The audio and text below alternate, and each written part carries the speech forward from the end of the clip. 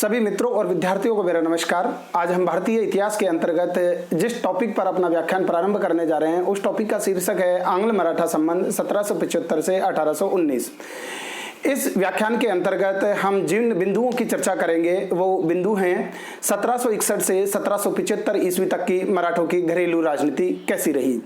दूसरे बिंदु के अंतर्गत हम बात करेंगे इस समय अवधि में मराठों और कंपनी के संबंध किस प्रकार से थे, यानी 1761 से और 1775 ईस्वी तक जहां मराठों की घरेलू राजनीति की बात करेंगे वहीं हम इस बात पर भी चर्चा करेंगे कि 1761 से 1775 ईस्वी तक की मराठों की घरेलू राजनीति,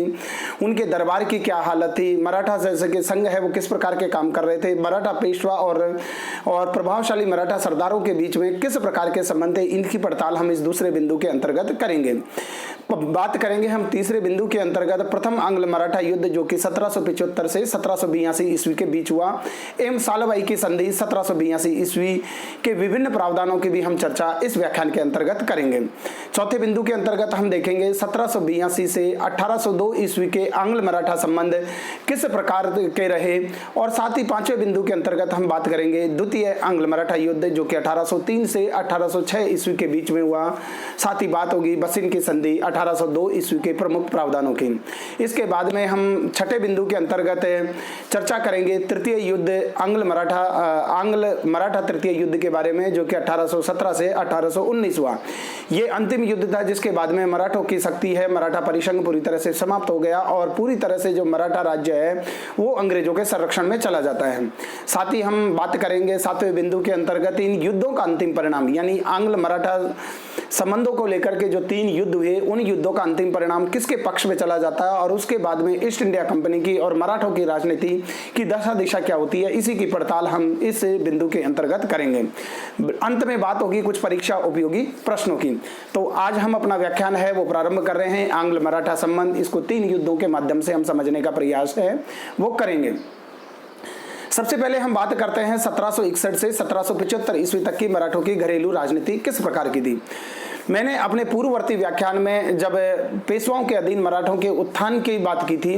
तो पानीपत के तृतीय युद्ध तक की मराठों के जो राजनीतिक स्थिति है और उस समय जो पेशवाओं के अधीन उनका जो विकास और उत्थान हुआ था उसके बारे में चर्चा की थी। आज 1761 से आगे की हम यात्रा प्रारंभ कर रहे हैं, उसी मराठों के राजनीतिक स्थिति के बारे में हम 1761 से 1775 ईस्वी तक की उन परिस्थितियों और उन घटनाक्रमों को देखेंगे जिन्होंने मराठों की घरेलू राजनीति को प्रभावित किया। तो हम बात कर रहे हैं 1761 से 1775 ईस्वी तक की मराठों की घरेलू राजनीति का घटनाक्रम किस प्रकार का रहा। 1761 ईस्वी में जब पानीपत के तृतीय युद्ध में बालाजी बाजीराव उर्फ नाना साहब है, उनको जब पानीपत के तृतीय युद्ध में अहमद शाह अब्दाली और अफगानों के हाथों मराठों की जब करारी हार होती है तो उस हार से को वो पचा नहीं पाते और वो इतने आहत हो जाते हैं कि कुछ समय के बाद में बालाजी बाजीराव उर्फ नाना साहब की कुछ समय के बाद में मृत्यु हो जाती है और उनके बाद में जो मराठों के जो पेशवा बनते हैं वो बनते हैं माधवराव प्रथम 1761 से 1772 ईस्वी तक मराठों के पेशवा रहते हैं और उसके बाद में नारायण राव बनते हैं 1772 से 1773। उसके बाद में माधवराव द्वितीय 1773 से 1795 ईस्वी तक मराठों के पेशवा बनते हैं। तो 1761 से 1775 ईस्वी तक की अगर हम समय अवधि को देखो मराठों की घरेलू राजनीति के संदर्भ में तो इस समय हमें 3 पेशवा देखने को मिलते हैं। एक माधवराव प्रथम, दूसरा है नारायण राव और एक है माधवराव द्वितीय। बालाजी बाजीराव के मरने के बाद से ही उसका भाई, जैसे ही बालाजी बाजीराव उर्फ नाना साहब की 1761 ईस्वी में मृत्यु होती है तो उसके मरने के बाद से ही उसका भाई रघुनाथ राव है, राघोबा है, वो पेशवा बनना चाहता था। लेकिन बालाजी बाजीराव उर्फ नाना साहब की मृत्यु के बाद में तुरंत माधवराव प्रथम है जो कि बालाजी बाजीराव का बेटा था वो पेशवा के पद पर आसीन हो जाता है और इस बात को लेकर के रघुनाथ राव है वो राघोबा है वो खपा हो जाता है। लेकिन फिर भी रघुनाथ राव और राघोबा को ये लगता था कि माधवराव प्रथम के बाद उसको पेशवा का पद है कहीं ना कहीं मिल जाएगा। तो लेकिन वो शुरुआत से ही रघुनाथ राव और राघोबा उर्फ राघोबा है वो बालाजी बाजीराव उर्फ नाना साहब के बाद पेशवा पद पाने की एक लालसा है वो मन में पाले हुए था और वो एक प्रकार से उसका स्वाभाविक उत्तराधिकारी भी था। लेकिन जब उसको पेशवा पद नहीं मिलता तो अंदर से कुंठित होता है, खफा हो जाता है, लेकिन कहीं ना कहीं किसी भी प्रकार की उम्मीद है उसके अंदर जैसे कि जागृत रहती है। तो इसी का चरम रूप 1773 ईस्वी में नारायण राव की हत्या के रूप में सामने आता है। 1761 से 1772 ईस्वी के बीच में माधवराव प्रथम है वो मराठों की खोई हुई शक्ति को एक बार फिर से संगठित करने का प्रयास करते हैं और हैदराबाद, निजाम और अंग्रेजों से भी वो कुछ रियायतें हैं वो हासिल करते हैं। और इस समय महाजी सिंधिया है वो बड़े काफी प्रभावशाली मराठा सरदार के रूप में उभर करके सामने आते हैं। और माधवराव प्रथम के काल की जो सबसे महत्वपूर्ण उपलब्धि थी उसको हम ये भी मान सकते हैं कि जो 1765 ईस्वी की जो इलाहाबाद की दूसरी संधि हुई थी और जिसके तहत मुगल बादशाह शाह आलम वो अंग्रेजों के संरक्षण में इलाहाबाद के किले में कैद थे, वो माधवराव सिंधिया और मराठों की बढ़ती हुई शक्ति के प्रभाव में आकर के उनको इलाहाबाद के किले से मुक्त करा लिया जाता है और 1772 ईस्वी में उनको फिर से दिल्ली पर विराजित किया जाता है, दिल्ली पर बादशाह के पद पर फिर से पुनः स्थापित किया जाता है। लेकिन 1772 ईस्वी में जब सब कुछ लग रहा था कि पानीपत के युद्ध से मराठे उबर चुके हैं और माधवराव प्रथम के अधीन कुछ वो शक्ति अर्जित कर रहे हैं और खोए हुए प्रदेशों को फिर से प्राप्त करने के लिए उनका जोर शोर से प्रयास भी जारी रहता है, क्योंकि इस समय प्रमुख मराठा सरदार है महाजी शिंदे और नाना फडणवीस है वो काफी प्रभावशाली होते हैं और मराठों में जो आंतरिक फूट पैदा हो गई थी, मराठों में एक व्यवस्था पैदा हो गई थी, उसको काफी हद तक संभालने का काम करते हैं। लेकिन इसी समय 1772 ईस्वी में माधवराव प्रथम है उसकी मृत्यु हो जाती है। माधवराव प्रथम की मृत्यु के बाद एक बार फिर से रघुनाथ राव और राघोबा है पेशवा के पद पर अपना दावा है वो पेश करता है। लेकिन माधवराव की मृत्यु के बाद में नारायण राव है वो पेशवा जैसे बनता है और नारायण राव को पेशवा के बनाने में उस समय महाजी सिंधिया और नाना फडणवीस की महत्वपूर्ण भूमिका रहती है। लेकिन रघुनाथ राव है और उर्फ राघोबा है वो किसी भी प्रकार से पेशवा बनना चाहता था और जब माधवराव प्रथम के बाद में जब नारायण राव पेशवा बन जाता है तो 1701 साल से कम की अवधि में ही रघुनाथ राव राघोबा है वो नारायण राव की हत्या कर देता है। तो इसको लेकर के मराठों में आंतरिक जो कलह है वो काफी बड़े स्तर पर व्याप्त हो जाती है। बाद में नाना फडणवीस जैसे योग्य मराठा सरदार के कारण से रघुनाथ राव राघोबा है वो पेशवा के पद को प्राप्त करने में सफल नहीं हो पाता और नारायण राव के बाद में माधवराव द्वितीय है वो पेशवा के पद पर विराजित हो जाता है। तो इस बात को लेकर के अंदर से सभी प्रकार की जब उम्मीदें रघुनाथ राव राघोबा को समाप्त होती हुई दिखती है तो रघुनाथ राव और राघोबा को लगता है कि मैं इन मराठा सरदारों को अपने विश्वास में लेकर के कभी भी पेशवा नहीं बन पाऊंगा। अगर मैं किसी विदेशी शक्ति या ईस्ट इंडिया कंपनी के माध्यम से कुछ मदद की मांग करूं तो शायद मैं पेशवा के पद पर पहुंच सकता हूं। तो इसी को लेकर से हम ये कह सकते हैं कि रघुनाथ राव का जो पेशवा पद पाने की लालसा नहीं कहीं ना कहीं अंग्रेजी ईस्ट इंडिया कंपनी को मराठों की आंतरिक राजनीति में यानी घरेलू राजनीति में हस्तक्षेप करने का अवसर है वो प्रदान करती है। जैसा कि मैंने कहा कि मराठा राजनीति घरेलू षड्यंत्र का शिकार हो जाती है और साथ ही प्रतिभाशाली मराठा सरदार महाजी सिंधिया और नाना फडणवीस की भी आपस में एक दूसरे के प्रतिद्वंदी रहते हैं। ये 1761 से 1775 ईस्वी के हम मराठों के घटनाक्रम की बात कर रहे हैं। महाजी सिंधिया और नाना फडणवीस दोनों योग्य और प्रतिभाशाली मराठी सरदार रहते हैं और वो चाहते तो बहुत कुछ मराठा साम्राज्य को अक्षुण्ण बनाए रखने में उसकी एकता और अखंडता के लिए काफी कुछ प्रयास कर सकते थे और उन्होंने ऐसा प्रयास किया भी। लेकिन दोनों की जो आपसी प्रतिस्पर्धा आपसी जो प्रतिद्वंदिता थी इन्होंने मराठों की राजनीति को नकारात्मक रूप से प्रभावित किया। इसको हम इस संदर्भ में समझ सकते हैं कि जब महाजी सिंधिया का पेशवा के पास में ज्यादा प्रभाव बढ़ रहा था तो नाना फडणवीस एक प्रकार से महाजी सिंधिया के प्रभाव को कम करने पर तुले हुए थे और इसके लिए वो मराठा सरदारों में आपस में फूट डालने की नीति पर ही काम कर रहे थे। और जब कभी अगर नाना फडणवीस का मराठा दरबार में या पेशवा के निकटता में उसका प्रभाव बढ़ता तो महाजी सिंधिया उसकी शक्ति को कमजोर करने का प्रयास करते। तो महाजी सिंधिया और नाना फडणवीस की आपसी प्रतिद्वंदिता आपसी प्रतिस्पर्धा इसने भी मराठों की घरेलू राजनीति को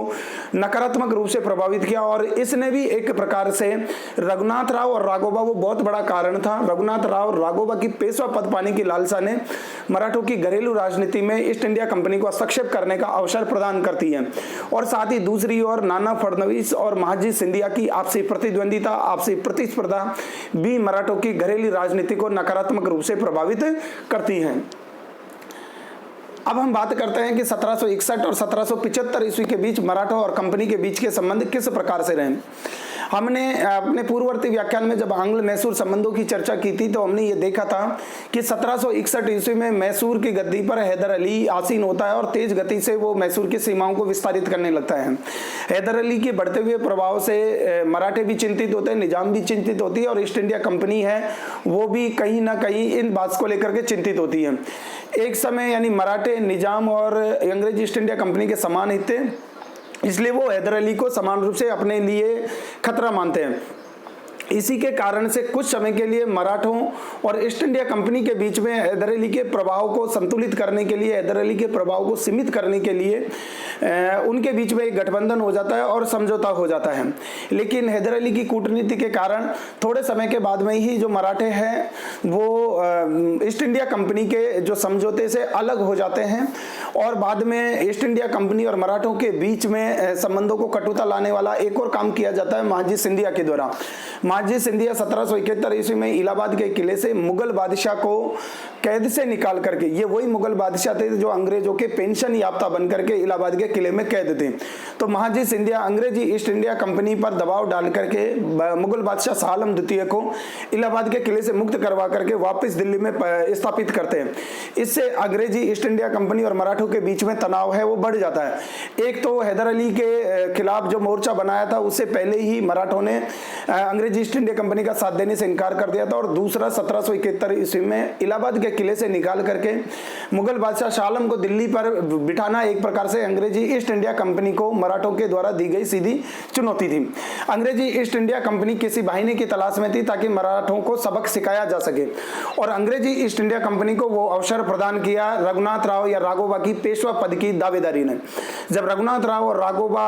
माधवराव प्रथम नारायण राव के पेशवा पद पर बन जाने के बाद और बाद में माधवराव द्वितीय के पेशवा पद बन जाने के बाद में जब उसको लगी कि उसकी सारी उम्मीदें समाप्त हो गई है तो रघुनाथ राव और राघोबा अंग्रेजी ईस्ट इंडिया कंपनी के शरण में चला जाता है और इस उद्देश्य वो उनके शरण में चला जाता है कि भले ही कुछ क्षेत्रीय रियायतें अंग्रेजी ईस्ट इंडिया कंपनी को देने पड़े लेकिन पेशवा पद रघुनाथ राव और राघोबा को हर हालत में चाहिए था। और यही वो कारण थे जिन्होंने अंग्रेजी ईस्ट इंडिया कंपनी को मराठों की घरेलू राजनीति में हस्तक्षेप करने का अवसर है वो प्रदान कर दिया। अगर हम बात करें प्रथम आंग्ल मराठा युद्ध जो कि 1775 से 1782 ईस्वी में हुआ और सालबाई की संधि की भी हम बात करेंगे, तो अगर हम युद्ध के प्रथम आंग्ल मराठा युद्ध के बैकग्राउंड में जाएं, उसके कारणों की पड़ताल करें, तो मैंने कुछ कारणों की चर्चा अभी कुछ समय पहले की है, फिर भी युद्ध के कुछ कारण हैं उनको हम संक्षेप में देख लेते हैं। तो रघुनाथ राव का बंबई स्थित कंपनी के अधिकारियों की शरण में जाना एक बहुत बड़ा कारण था। इसके अलावा अंग्रेजों की अति महत्वाकांक्षी सोच थी क्योंकि वो भी मराठा शक्ति को अपने प्रभाव क्षेत्र में लाना चाहते थे और वो ये नहीं चाहते थे कि मराठों का किसी भी प्रकार से राजनीतिक प्रभाव बढ़े, क्योंकि मराठों के राजनीतिक प्रभाव बढ़ने का तात्पर्य था अंग्रेजी ईस्ट इंडिया कंपनी के प्रभाव क्षेत्र में और उसकी जो आकांक्षाएं और महत्वाकांक्षाएं भारतीय क्षेत्र के संदर्भ में थी उन पर एक प्रकार से प्रतिबंध लग जाना। तो अंग्रेजों की महत्वाकांक्षी सोच है उसने भी प्रथम आंग्ल मराठा युद्ध की पृष्ठभूमि तैयार की। इसके अलावा सूरत की संधि, जब रघुनाथ राव और राघोबा अपने पेशवा पद की दावेदारी को लेकर के बंबई स्थित अंग्रेजी ईस्ट इंडिया कंपनी के अधिकारियों के पास चला जाता है, तो बंबई स्थित अंग्रेजी ईस्ट इंडिया कंपनी के अधिकारियों और रघुनाथ राव के बीच में एक ऐतिहासिक समझौता होता है जिसे हम सूरत की संधि के नाम से जानते हैं। इस सूरत की संधि के अगर प्रमुख प्रावधानों की अगर हम बात करें तो इस सूरत की संधि में जो सबसे पहली बात यह थी कि रघुनाथ राव को पेशवा बनाया जाएगा। दूसरी बात यह थी कि रघुनाथ राव को पेशवा पद बनवाने में अंग्रेजी ईस्ट इंडिया कंपनी जो भी सहायता देगी उसके एवज में कंपनी को सालसेट और बसिन का इलाका वो मिलेगा। इसके अलावा सूरत और बड़ौच का राजस्व भी कंपनी को मिलना तय हुआ। इसके अलावा इसकी अंतिम शर्त यह थी कि 2500 सैनिकों से रघुनाथ राव की मदद है वो की जाएगी। यहाँ जो बात है वो आपको ध्यान रखने की ये है क्योंकि ये पूरी की पूरी जो सूरत की संधि है उस समय तत्कालिक बंगाल के गवर्नर जनरल जो कि उस समय अंग्रेजी ईस्ट इंडिया कंपनी का भारत में सबसे बड़ा अधिकारी था और एक प्रकार से अलग अलग इलाकों में फैले हुए कंपनी के जो केंद्र थे उन कंपनी के केंद्रों का सबसे बड़ा जो नियंत्रणकर्ता अधिकारी था वो वारेन हेस्टिंग था, लेकिन वारेन हेस्टिंग से छिपा करके और वारेन हेस्टिंग को धोखे में रख करके ये सूरत की संधि बंबई स्थित कंपनी के अधिकारियों और रघुनाथ राव के बीच में हुई। इस संधि का वारेन हेस्टिंग से कोई लेना देना नहीं था। तो इस प्रकार जो ये सूरत की संधि हुई उसमें वारेन हेस्टिंग को भी अंधेरे में रखा गया बंबई स्थित अंग्रेज ईस्ट इंडिया कंपनी के अधिकारियों ने। और ये सूरत की संधि है वो मराठों के खिलाफ जाकर के रघुनाथ राव ने बंबई स्थित कंपनी के अधिकारियों के साथ की थी। तो जैसे ही सूरत की संधि के प्रमुख प्रावधानों का पता लगा तो मराठों के जो सरदार जो आपसी प्रतिद्वंदिता में उलझे हुए थे उन्होंने अपने आपसी वैर और मतभेदों को बुला करके उन मराठा सरदारों को एकजुट कर दिया और उनको लगा कि अगर सूरत की संधि को अमली जामा पहनाया जाता है तो मराठों की स्वतंत्रता और स्वायत्तता है वो पूरी तरह से समाप्त हो जाएगी और मराठों की राजनीति में अंग्रेज ईस्ट इंडिया कंपनी का दखल बन जाएगा और ये इसी प्रकार से मराठों के क्षेत्र को हस्तगत कर लेंगे जिस प्रकार से इन्होंने बंगाल को किया है।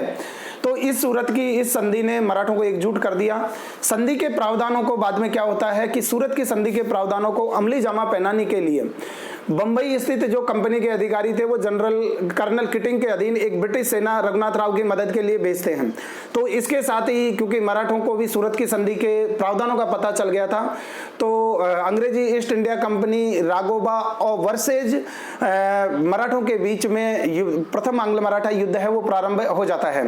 सबसे पहली लड़ाई होती है अरास नामक स्थान पर 1775 में दोनों पक्षों के बीच में मुठभेड़ होती है लेकिन इसका कोई भी परिणाम नहीं निकला। जैसा कि मैंने कहा कि बंगाल के तत्कालीन गवर्नर जनरल वारेन हेस्टिंग से बिना पूछे ये सूरत की संधि की गई थी और युद्ध छेड़ दिया गया था और हेस्टिंग इन सब के खिलाफ था। जैसे ही हेस्टिंग को सूरत की संधि के प्रावधानों को और अरास की लड़ाई के बारे में पता चला और उसमें अंग्रेजी ईस्ट इंडिया कंपनी को जिस प्रकार से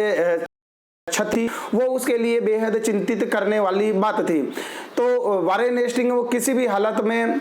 आंग्ल और मराठों के बीच के जो संबंध बिगड़ गए हैं उन संबंधों को वो एक बार फिर से पटरी पर लाना चाहता था। इसलिए उसने अपने अधीन कर्नल उल्टन को अंग्रेजों और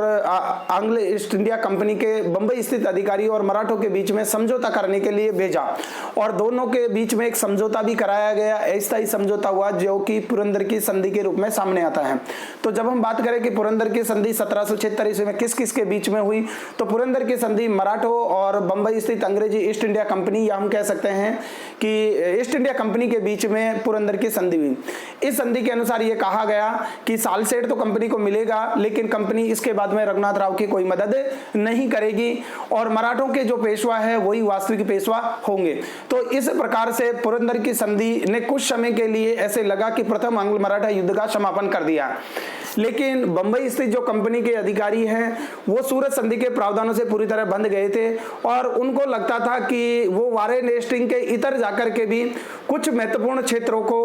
ईस्ट इंडिया कंपनी के खाते में दर्ज कर सकते हैं। और बंबई स्थित कंपनी के अधिकारियों ने दुस्साहस करके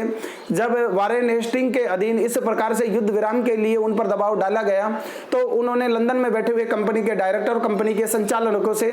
इस बात की शिकायत की और कई बातें उन्होंने मनगढ़ंत तरीके से लंदन में बैठे कंपनी के डायरेक्टरों को वारेन हेस्टिंग के खिलाफ पेश की कि वारेन हेस्टिंग का जो समुचित सहयोग है वो बंबई स्थित कंपनी के अधिकारियों को नहीं मिल पा रहा और वे इसके विपरीत बंबई स्थित कंपनी के अधिकारियों के विपरीत जाकर के मराठों के साथ में संधि समझौते करने में मशगूल हैं। जब लंदन में बैठे कंपनी के डायरेक्टरों को इस प्रकार का पत्राचार बंबई स्थित कंपनी के अधिकारियों ने किया तो उन्होंने इस काम के लिए वारेन हेस्टिंग की आलोचना की और वारेन हेस्टिंग को इस प्रकार का निर्देश दिया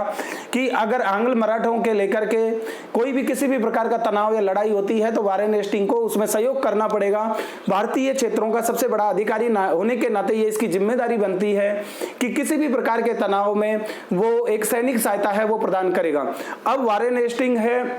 वो एक प्रकार से अपने लंदन में बैठे हुए कंपनी के डायरेक्टरों के अधिकार को मानने के लिए बाध्य था। लेकिन पुरंदर की जो संधि की गई थी वो ना तो वो बंबई स्थित कंपनी के अधिकारी है वो उसके प्रति ईमानदार थे और ना ही मराठों को ऐसा लगता था कि इसके बाद में कोई युद्ध होगा। दोनों ही पक्ष है वो युद्ध की तैयारी में मशगूल थे। इसी समय क्या होता है कि मराठों की तरफ से माजी सिंधिया वो है एक फ्रांसीसी अधिकारी है उसको शरण देते हैं और दूसरा उनको बंबई के पास में एक पोर्ट देने का वादा है वो माजी सिंधिया के द्वारा किया जाता है। दूसरी ओर जो बंबई स्थित जो कंपनी के अधिकारी है वो रघुनाथ राव की मदद करने के लिए हर हालत पर आमादा थे, उसको पेशवा के पद पर बनाना चाहते थे। इसी समय पूरी दुनिया में अंग्रेजों और फ्रांसीसियों के बीच में अमेरिका के स्वतंत्रता संघर्ष को लेकर के लड़ाई छिड़ जाती है। और जैसा कि हमको पता है कि 1780 से और 1784 के बीच में द्वितीय एंग्लो मैसूर युद्ध है, उसकी भी शुरुआत हो जाती है। तो ये भारत में कंपनी के लिए सबसे कठिन घड़ी थी। निजाम, मराठे और हैदर अली का एक संयुक्त गुट बन जाता है। डचों का और फ्रांसीसियों का सहयोग भी एक प्रकार से हैदर अली और मराठों को मिलना है वो प्रस्तावित हो जाता है। तो किसी भी हालात में ये अंग्रेजी ईस्ट इंडिया कंपनी की भारत में एक अच्छी स्थिति नहीं थी, लेकिन इन परिस्थितियों में भी प्रथम आंग्ल मराठा युद्ध है वो किसी न किसी रूप में जारी रहता है। तो पुनः युद्ध है वो शुरू हो गया और 1779 ईस्वी में तेलगाई की लड़ाई में मराठों ने अंग्रेजों को पराजित कर दिया, जिसके कारण से फिर से एक बार 1779 में बड़गांव की संधि होती है। बड़गांव की संधि मराठों और अंग्रेजी ईस्ट इंडिया कंपनी के बीच होती है और इस बड़गांव की संधि से यह तय होता है कि दोनों ने एक दूसरे के जीते हुए प्रदेश है वो वापस लौटा दिए। साथ ही जो साल सेट है 1776 ईस्वी की पुरंदर की संधि से जो अंग्रेजों के पास चला गया था वो वापस मराठों के पास आ जाता है। लेकिन बाद में लगता है कि वारेन हेस्टिंग को लगता है कि मराठों को सबक सिखाना होगा और बंबई स्थित कंपनी के अधिकारियों को हम इस प्रकार से बीच मझधार में मैं नहीं छोड़ सकता। तो 1780 ईस्वी में पहली बार हेस्टिंग ने वारेन हेस्टिंग है यहाँ पर, ये वारेन हेस्टिंग ने मराठों पर आक्रामक अभियान किया। इसके लिए उन्होंने जनरल गोडार्ड को अहमदाबाद और मध्य भारत भेजा। इसके अलावा पोपम को ग्वालियर भेजा ताकि वो बाजी सिंधिया की गतिविधियों पर कुछ नियंत्रण कर सके। जब मराठों और अंग्रेजों को यह लग रहा था कि कोई भी किसी को पराजित करने की स्थिति में नहीं है और इनसे इन दोनों के संसाधनों की क्षति हो रही है, तो अंत में दोनों पक्षों की समझदारी से और मराठों में मांझी सिंधिया के प्रयास से सालबाई की संधि से युद्ध समाप्त हो जाता है। यह सालबाई की संधि है 1782 ईस्वी में हुई और इस संधि में यह तय किया गया कि दोनों एक दूसरे की घरेलू राजनीति में किसी भी प्रकार का हस्तक्षेप है वो नहीं करेंगे और दोनों एक दूसरे के क्षेत्र में अनाधिकार हस्तक्षेप है उसका दावा प्रस्तुत नहीं करेंगे। तो सालबाई की संधि से युद्ध समाप्त हो गया और इस सालबाई की संधि के अनुसार सालसेट और एलिफेंटा है वो अंग्रेजों को मिल गए। अब हम बात करते हैं कि लेकिन सालबाई की संधि ने कुछ समय के लिए एक युद्ध विराम किया था, क्योंकि अंग्रेजी ईस्ट इंडिया कंपनी जिस बात को एक बार ठान लेती है वो, और अंग्रेजी ईस्ट इंडिया कंपनी के लिए ये अपरिहार्य था कि जब उनकी विकट स्थिति होती थी, जैसा मैंने पूर्ववर्ती व्याख्यानों में बताया उनके नेचर में था, जब कभी अगर उनको झुकना हो तो झुक जाते थे। रिश्वत का सहारा लेना, चापलूसी, विनम्रता और उनके सारे जो प्रक्रम थे उनके सामरिक रणनीति के हिस्से थे। और जब कभी उनको लगता है कि उनकी स्थिति कमजोर हो रही है तो वो उस शक्ति के सामने येन के इन प्रकार झुक करके कुछ समय के लिए युद्ध विराम समझौता कर देते थे और जैसे ही वो अलग शक्तियों से निपट लेते थे फिर जिसके साथ में वो संधि समझौते करते थे वो किसी भी प्रकार के संधि समझौते की शर्तों में बंधे हुए नहीं थे। वो लगातार जिस शक्ति से उनको एक अंग्रेजी ईस्ट इंडिया कंपनी ने जो एक बार टारगेट बना लिया वो उनको देर सवेर उसको अंतिम रूप से पराजित करने में विश्वास रखते थे, उनको अपनी शरण में लाने में विश्वास रखते थे। तो सालबाई की संधि ने कुछ समय के लिए युद्ध अवश्य समाप्त कर दिया, लेकिन इसने अंग्रेजों और मराठों के बीच की कटुता को समाप्त नहीं किया। जैसा कि मैंने कहा कि जितनी भी भारतीय शक्तियां हैं उनसे जब जब अंग्रेजी ईस्ट इंडिया कंपनी ने शांति समझौते किए और यह कहा कि भविष्य में आपके आंतरिक मामलों में दखल नहीं किया जाएगा, इस बात को भारतीय शक्तियों ने पूर्णतः उस बात को मान लिया कि ऐसा ही होगा। लेकिन अंग्रेजी ईस्ट इंडिया कंपनी है भारत के संदर्भ में कभी भी किसी संधि समझौते या कोई भी जो ऐसी चीज थी उससे वो बंधे हुए नहीं थे। वो केवल उपयुक्त अवसर की प्रतीक्षा करते थे और उस अवसर के दौरान वो अपनी सैनिक जो रणनीति है, सैनिक जो कौशल है उसको मजबूत करते थे ताकि संबंधी शक्ति को अंतिम रूप से पराजित किया जा सके जब उपयुक्त अवसर आए। तो अब हम बात करते हैं 1782 से 1802 ईस्वी के आंग्ल मराठा संबंधों की। अंग्रेजों को सालबाई की संधि हो गई थी, लेकिन अंग्रेजी ईस्ट इंडिया कंपनी के दिमाग में यह थी कि मराठों से अंतिम रूप से बाद में युद्ध होगा। इससे पहले हम कुछ और भारतीय शक्तियों से अच्छी तरह निपट ले, जो हमारे लिए चुनौती बन रही है। लेकिन मराठों को लगा कि सालबाई की संधि के बाद अंग्रेजों से किसी भी प्रकार का कोई युद्ध नहीं होगा। ये न केवल मराठों की, सभी भारतीय शक्तियों की एक बहुत बड़ी चूक थी, एक बहुत बड़ी भूल थी कि वो अंग्रेजी ईस्ट इंडिया कंपनी के झांसे में, उनके प्रलोभन में, उनकी चापलूसी और विनम्रता के आगे वो सारी बातों को, पुरानी बातों को भूल जाते थे। और इसका परिणाम बाद में सारी भारतीय शक्तियों को अपनी स्वतंत्रता और स्वायत्तता को मूल्य चुका करके गंवाना पड़ा। तो अब हम बात कर रहे हैं 1782 से 1802 ईस्वी के अंग्ल मराठा संबंधों की। अंग्रेजों ने इस समय का इस्तेमाल अपनी शक्ति को बढ़ाने के लिए किया, जबकि मराठा सरदार आपस में आपसी प्रतिद्वंदिता के चलते लड़ने में व्यस्त रहे। सिंधिया ने लगातार नाना फडणवीस की शक्ति को कंट्रोल किया, नाना फडणवीस ने सिंधिया की शक्तियों को कंट्रोल किया, और एक प्रकार से जो मराठा परिसंघ का जो अध्यक्ष था पेशवा, वो नाम मात्र का रह गया था। उनका मराठा सरदारों पर किसी भी प्रकार का कोई नियंत्रण नहीं था। जिस मराठा सरदार को जब मौका मिलता वो अपने प्रभाव क्षेत्र का विस्तार करता, जब चाहता वो दरबार के आंतरिक षड्यंत्रों में उलझ जाता। लेकिन वो अपने साझा शत्रु की रणनीति, उस समय उनका साझा शत्रु अंग्रेजी ईस्ट इंडिया कंपनी थी, उसकी रणनीति से वो किसी भी प्रकार से वाकिफ नहीं हो सके। अंग्रेजों ने फूट डालो और राज करो की नीति के तहत जब मैसूर का तृतीय युद्ध हुआ और चौथा युद्ध हुआ तो मराठों का इस्तेमाल किया। उन्होंने कहा कि हैदर अली, टीपू सुल्तान हमारे लिए सबसे बड़ी चुनौती है, अगर आप हमारा साथ देते हैं तो आपकी भी एक बहुत बड़ी जो टेंशन है वो समाप्त होगी। अंग्रेज ईस्ट इंडिया कंपनी ने मैसूर के संदर्भ में टीपू सुल्तान से इस प्रकार की, यानी हैदर अली, मराठों से इस प्रकार की बात कही। उनको उस समय उन्होंने मराठों को बहकावे में लेकर के मैसूर के खिलाफ एक गठबंधन बनाया, और जब मैसूर की स्वतंत्रता और स्वायत्तता को बाद में विभिन्न युद्धों के माध्यम से समाप्त कर दिया। इसी दौरान क्या होता है कि प्रतिभाशाली जो भी मराठा सरदार है उनकी मृत्यु हो जाती है, जिनसे कुछ उम्मीद की जा सकती थी कि वो मराठों के राजनीतिक बिखराव को रोकेंगे, और अगर वापस अंग्रेजी ईस्ट इंडिया कंपनी के द्वारा मराठों के ऊपर किसी प्रकार का कोई संकट आता है तो ये प्रतिभाशाली मराठा सरदारों से मिलकर के उस जो चुनौती को उस चुनौती का पार पाने की अपेक्षा की जाती थी। लेकिन इसी दौरान महत्वपूर्ण मराठा सरदार एक के बाद एक करके मारे जाते हैं। सबसे पहले मांझी सिंधिया की 1794 ईस्वी में मृत्यु हो जाती है। उसके बाद में पेशवा माधवराव द्वितीय स्वयं 1795 में मर जाते हैं। तुकोजी होलकर 1799 में मृत्यु हो जाती है, और महत्वपूर्ण मराठा सरदार नाना फडणवीस वो 1800 ईस्वी में उनकी मृत्यु हो जाती है। 1795 ईस्वी में जब पेशवा माधवराव द्वितीय की मृत्यु हो जाती है तो अत्यंत निकम्मा और अत्यंत अयोग्य जो बाजीराव द्वितीय वो पेशवा बन जाता है, जो स्वयं मराठा सरदारों को आपस में लड़ाने में विश्वास करता है। तो जब ये तो वही बात हुई कि जब बाढ़ ही खेत को खाए तो उस खेत का क्या हाल होगा। अब हम बात कर लेते हैं कि द्वितीय आंग्ल मराठा युद्ध है और बशिन की संधि की बात कर लेते हैं। द्वितीय आंग्ल मराठा युद्ध के जो कारण थे वो ये थे कि कंपनी की महत्वाकांक्षा थी, क्योंकि कंपनी है मैसूर से निपट चुकी थी। इसके अलावा सहायक संधि के माध्यम से महत्वपूर्ण भारतीय शक्तियों को अपने प्रभाव क्षेत्र के अधीन लाया जा चुका था। मराठा सरदारों की आपसी फूट थी और वो एक अपने साझे शत्रु के खिलाफ कभी एकजुट नहीं हो पाए। बाजीराव द्वितीय स्वयं अयोग्य था, मराठा सरदारों को आपस में लड़वाने का काम करता था। मराठा राजनीति में आंतरिक षड्यंत्रों में स्वयं लिप्त था। इसके अलावा जो लॉर्ड वेलेस्ली जो 1798 ईस्वी में बंगाल का गवर्नर जनरल बनकर के आया, स्वयं एक साम्राज्यवादी प्रकृति का था, और वो ये चाहता था कि भारत में ईस्ट इंडिया कंपनी का यानी ब्रिटिश साम्राज्य का प्रभाव क्षेत्र का ज्यादा से ज्यादा विस्तार होना चाहिए, और हम किसी को ज्यादा से ज्यादा शक्तियों को प्रभाव से का प्रभाव है, ज्यादा से ज्यादा शक्तियों पर अंग्रेजी ईस्ट इंडिया कंपनी का प्रभाव है वो व्याप्त होना चाहिए। तो लॉर्ड वेलेस्ली की एक स्पष्ट नीति थी, और लॉर्ड वेलेस्ली ने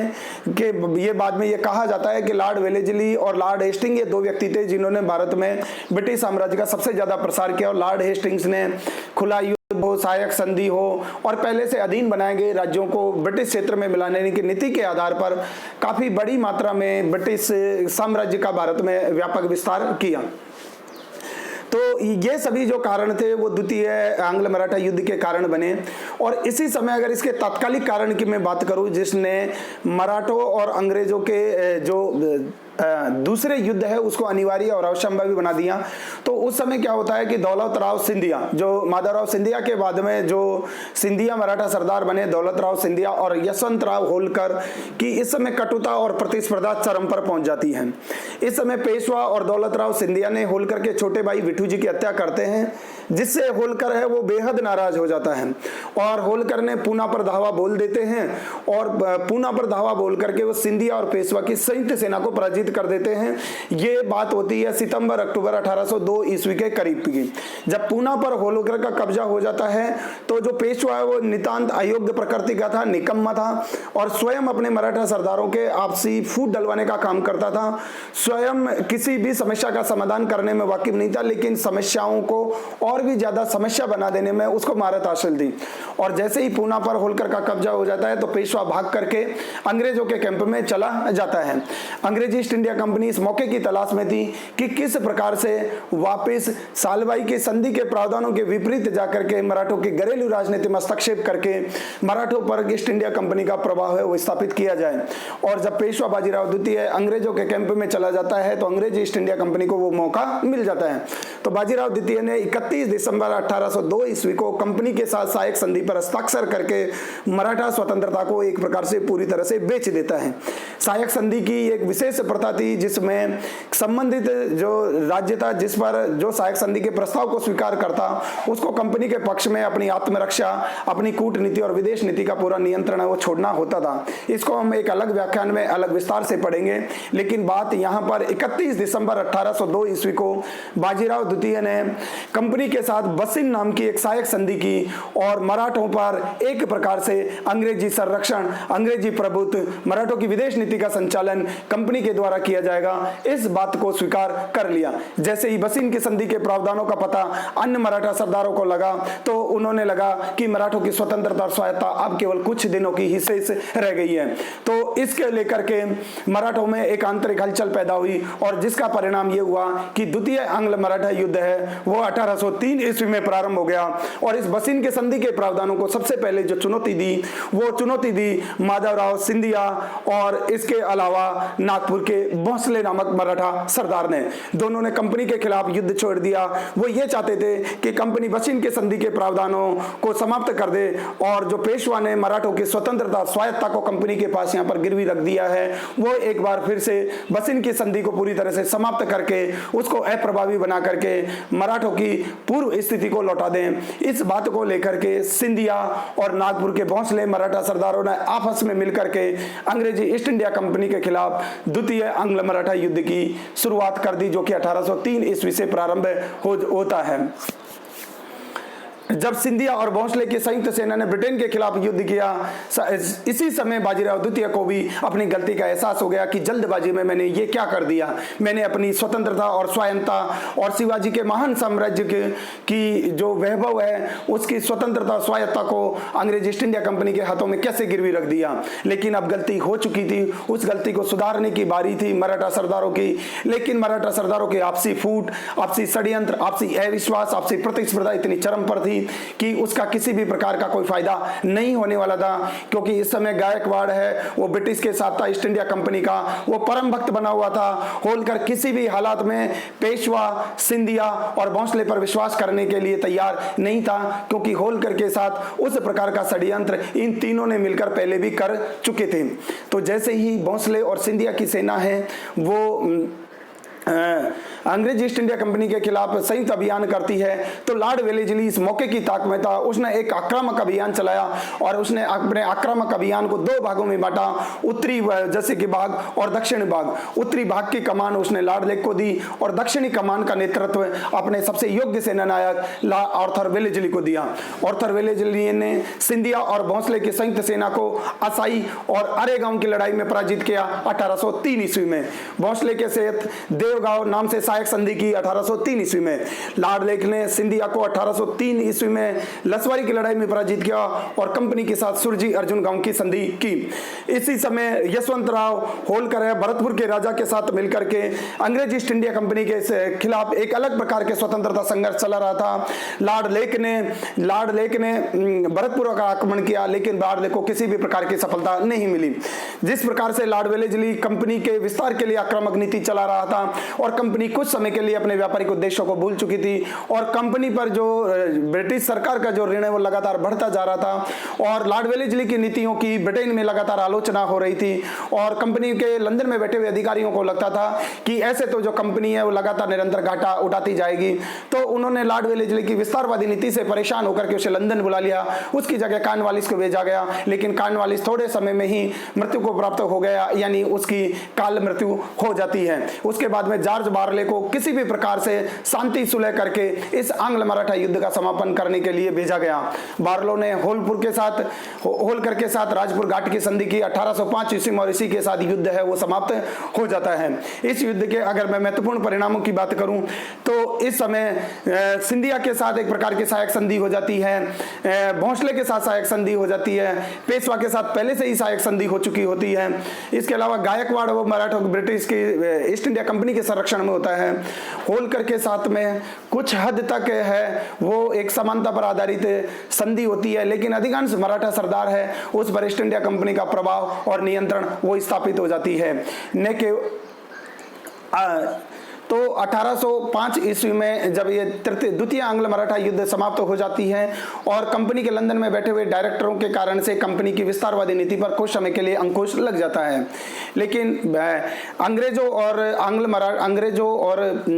मराठों के बीच में अंतिम और निर्णायक युद्ध होना अभी शेष था। तो अंतिम निर्णायक युद्ध 1817 से 1819 ईस्वी में होता है। तो 1817 से 1819 ईस्वी में इसलिए होता है क्योंकि इस समय अंग्रेजी ईस्ट इंडिया कंपनी का बंगाल का गवर्नर है वो लॉर्ड हेस्टिंग था और लॉर्ड हेस्टिंग भी साम्राज्यवादी प्रकृति का था और वो ये चाहता था कि ज्यादा ईस्ट इंडिया कंपनी का जो मैक्सिमम प्रसार है और किसी भी का यहाँ पर कर दिया जाए और भारतीय राज्यों को विभिन्न प्रकार की सहायक संधियों के दायरे में बांध दिया जाए। किसी को भी स्वतंत्रता और विदेश नीति है किसी भी क्षेत्रीय शक्ति के पास नहीं रहनी चाहिए और उन सब का संचालन ईस्ट इंडिया कंपनी के माध्यम से किया जाना चाहिए। तो तृतीय युद्ध 1817 से 1819 ईस्वी में हुआ। तृतीय युद्ध की क्यों हुआ इसके कुछ हम कारणों की पड़ताल करते हैं। मार्च 1816 ईस्वी में रघुजी भोंसले है उसकी मृत्यु हो जाती है और रघुजी भोंसले के उत्तराधिकारी होते हैं परशु। परशु की संरक्षक उसकी माता बुकाबाई बनती है और साथ ही उसके जो चाचा हैं अप्पा साहिब वो भी उसके संरक्षक बनते हैं। अप्पा साहिब को जो भोंसले परिवार में यानी नागपुर में जो अप्पा साहिब का प्रभाव बढ़ाने में अंग्रेजी ईस्ट इंडिया कंपनी का बहुत बड़ा योगदान था, क्योंकि अंग्रेजी ईस्ट इंडिया कंपनी ने अप्पा साहिब का पक्ष लेकर के अप्पा साहिब को परशु जी का संरक्षक बनवाने में महत्वपूर्ण भूमिका निभाई थी। तो अप्पा जी की एक प्रकार से ब्रिटिश पर कृपा थी, तो उन्होंने ईस्ट इंडिया कंपनी को भी कुछ रियायतें और सहूलियतें देने के लिए अप्पा साहिब ने ब्रिटिश के साथ नागपुर की संधि की 1816 ईस्वी में। इसी समय एक और संकट पैदा हो जाता है कि पेशवा बाजीराव द्वितीय ने जो बड़ौदा के गायकवाड़ थे, बड़ौदा के गायकवाड़ वही थे जो शुरुआत से ही अंग्रेजी ईस्ट इंडिया कंपनी के एक कृपा पात्र बने हुए थे, वो उनके पक्ष में थे। द्वितीय आंग्ल मराठा युद्ध में भी वो पूरी तरह से ईस्ट इंडिया कंपनी के खेमे में रहे। तो पेशवा बाजीराव द्वितीय ने गायकवाड़ पर 1 करोड़ रुपए का दावा पेश कर दिया और 1 करोड़ रुपए का दावा पेश किया तो बड़ौदा के जो गायकवाड़ है उसने उसको देने में आनाकानी की और पेशवा बाजीराव द्वितीय से बातचीत करने के लिए अपने एक प्रतिनिधि गंगाधर शास्त्री को पूना में भेज दिया। अब पूना में भेजा तो बाजीराव द्वितीय के जो मंत्री थे त्र्यंबक राव, उसके द्वारा गायकवाड़ के प्रतिनिधि गंगाधर शास्त्री की हत्या कर दी जाती है। चूंकि गायकवाड़ होता है वो ईस्ट इंडिया कंपनी का मित्र होता है और तो ईस्ट इंडिया कंपनी जैसे ही गायकवाड़ गंगाधर शास्त्री की हत्या हो जाती है तो ब्रिटिश ने अपने मित्र गायकवाड़ का पक्ष लेकर के वो त्र्यंबक राव जो कि बाजीराव द्वितीय का मंत्री था जिसने गंगाधर शास्त्री की हत्या की थी उससे मांग करती है। लेकिन जब वो पालना नहीं करते, पेशवा बाजीराव द्वितीय त्र्यंबक राव को सौंपने से मना कर देते हैं, तो इसी बात को लेकर के द्वितीय आंग्ल मराठा युद्ध है उसकी शुरुआत तृतीय आंग्ल मराठा युद्ध की शुरुआत हो जाती है। मेजर स्मिथ के नेतृत्व में अंग्रेजी ईस्ट इंडिया कंपनी की सेना आती है और वो पूना को घेर करके पूना पर कब्जा कर लिया जाता है। तब पेशवा बाजीराव द्वितीय को 13 जून 1817 ईस्वी को अपमानजनक संधि करने पर बाध्य कर दिया जाता है और इस संधि की सबसे महत्वपूर्ण शर्त यह थी कि इससे पूरी तरह से मराठा जो संघ है, मराठा परिसंघ है, उसका समापन कर दिया जाता है। ये 13 जून 1817 ईस्वी की संधि की प्रमुख शर्त थी। इसी समय लॉर्ड हेस्टिंग सिंधिया पर दबाव बना करके उसको भी संधि में जकड़ लेते हैं, एक और संधि में जकड़ लेते हैं। सिंधिया के साथ संधि के अनुसार पिंडारियों के खिलाफ सैनिक सहायता देनी होगी। ये पिंडारी एक्चुअल में क्या थे कि ग्वालियर के जो सिंधिया और इंदौर के होलकर के ये अस्थायी सैनिक टुकड़ी थी जो लगातार उनकी लूटपाट में उनका सहयोग करते थे। लेकिन इन पिंडारियों ने मध्य भारत में बहुत बड़ा आतंक और उपद्रव मचा रखा था और अंग्रेजी ईस्ट इंडिया कंपनी के प्रतिनिधि और व्यापारियों को भी और उनके व्यापारिक माल को भी, सामान को भी वो लूटा करते थे। तो इन पिंडारियों के आतंक से मुक्ति दिलाना भी लॉर्ड हेस्टिंग का बहुत बड़ा काम था और पिंडारियों को आतंक से तब तक मुक्ति नहीं मिल सकती थी जब तक कि सिंधिया परिवार का सहयोग है, सिंधिया का सहयोग उनको नहीं मिले। तो इसीलिए सिंधिया को साथ एक संधि की गई और सिंधिया ने स्वयं पिंडारियों के दमन में सैनिक माध्यम से ईस्ट इंडिया कंपनी को सहयोग करने का वचन है वो लिया। इसके अलावा जो सिंधिया के साथ 1817 ईस्वी में संधि हुई, उसकी एक और महत्वपूर्ण बात यह थी कि 1805 ईस्वी की जो होलकर के साथ में जो संधि हुई थी, जिसमें यह कहा गया था कि राजस्थान की जैसे जयपुर, उदयपुर और जोधपुर ये और भरतपुर है, इन्होंने तो सहायक संधि के प्रस्ताव को स्वीकार कर लिया था, लेकिन बाकी की बची हुई जो रियासतें हैं यानी राजपूताना की रियासतों से ईस्ट इंडिया कंपनी है वहां पर किसी भी प्रकार के अपने राजनीतिक प्रभाव का दावा प्रस्तुत नहीं करेगी। 1805 ईस्वी की संधि से ये रोक लग गई थी जो कि राजपुर घाट की संधि होलकर के साथ हुई थी। उस होलकर के साथ हुई संधि क्योंकि राजपूताना पर सिर्फ सिंधिया और होलकर का प्रभाव था, लेकिन इस संधि के प्रावधानों से वो जो बाध्यता थी कि वो राजपूताना से सीधा संपर्क नहीं कर सकती कंपनी, उस पर वो बातचीत कर सकती है और उनको अपने संरक्षण में लेने का अधिकार है वो कंपनी को दे दिया गया। तो ये भी सिंधिया के साथ हुई संधि का एक महत्वपूर्ण प्रावधान था।